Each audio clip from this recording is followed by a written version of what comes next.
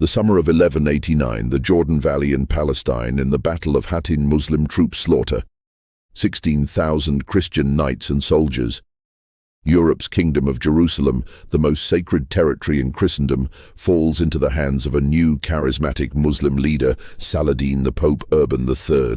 As soon as he heard the news, dropped dead from a heart attack. They saw Saladin as the son of Satan. He was even depicted as the sixth of the seven-headed beast of the apocalypse in Europe. Tens of thousands of men answered the Pope's call and swore to reconquer the Holy Land. Thus began the Third Crusade. They fight in the name of faith, they kill in the name of faith. And in this they understand each other very well. On the other side, they have exactly the same type of reasoning. The crusade was led by the greatest leaders of the Christian world, the King of England, Richard, the Lionheart, and the King of France, Philip Augustus. It was a titanic clash of arms, where all the major figures in military history fought and lived and died in the same circumstances. The epicenter of the conflict is the fortress of St. John of Ayr. For 2 years, this port city on the shores of the Mediterranean is the scene of one of the longest sieges in medieval history. Summer 1189, 700. Frankish knights and 9,000 infantry leave Tyre in modern Lebanon and head for the south of Palestine.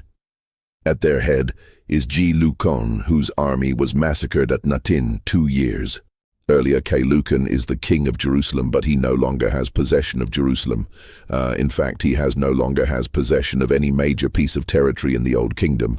And so to get back his territory, to get back his prestige, he's almost forced to begin the campaign, begin the counter-offensive against a Muslim force. The Pope has called for more Crusaders to come, but for now G is on his own. His first destination is the strategic port city of Acre. If he wants to reconquer his kingdom, he'll have to set siege to it in the 12th century. The city of Acre is a beautiful commercial port. This is the center of the kingdom of Jerusalem in an economic sense for that reason. It was a crucial strategic target.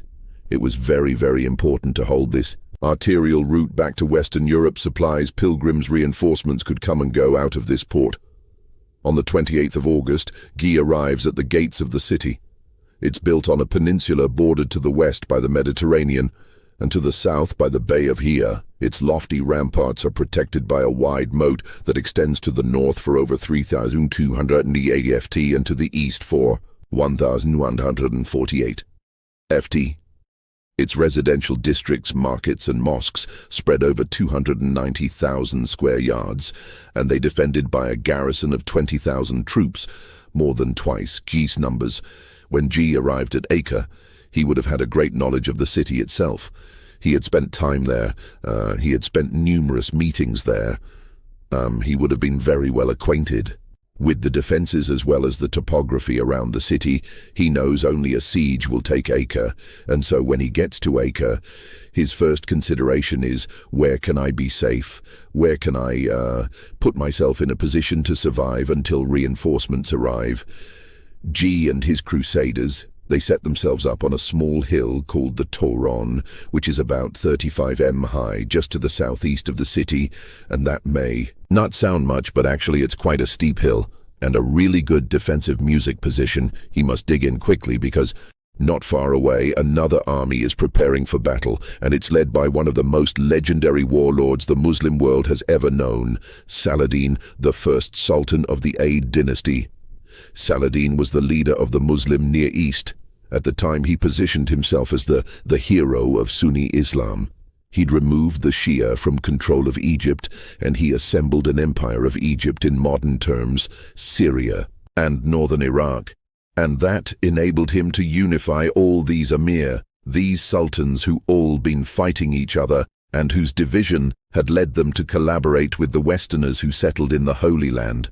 Since the First Crusade on the 28th of August, Saladin deploys his forces, an allied army of fighters from Syria, Mesopotamia, Egypt, and the Maghreb. They form a front from the shores of the Mediterranean all the way around to the Bellos River, right behind G's army. G's decision to besiege them is a very, very bold one because he knows that Saladin is likely to besiege him.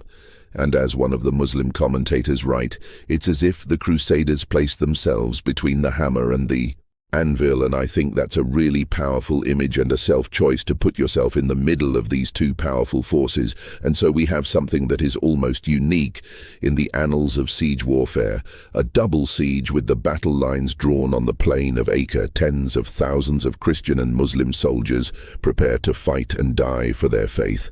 None of them knows that this siege is destined to be one of the longest in medieval warfare. City in September 50. Ships lay anchor in Har Bay, on board of 14,000 German, Breton and Flemish soldiers, reinforcements from Christendom. They joined G. Lucan's army to form an impassable barrier around three sides of the city, but they still must cut the city off from the sea. You can barricade a city on its landward side, but if they're shipping in supplies from the sea, then you can never really cut them off.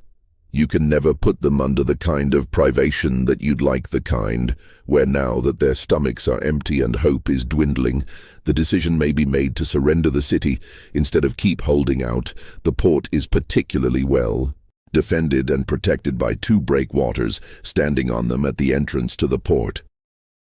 Two towers serve as a defensive position between them. A heavy chain that once raised prohibits all access from the sea. G knows that it will be difficult to capture it, but he can surround it so the West's fleet will blockade the port. We now have an amphibious siege that will last until the end.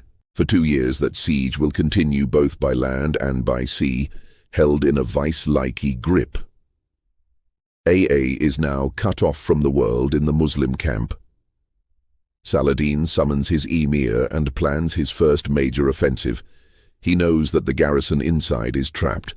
So his first concern is to open up a corridor to get into the city so he can move supplies into the garrison.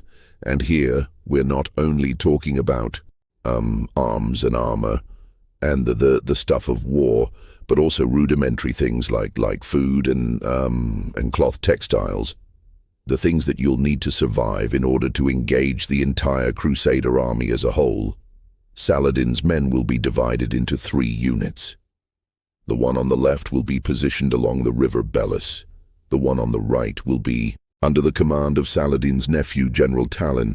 The one in the middle will be under his own command.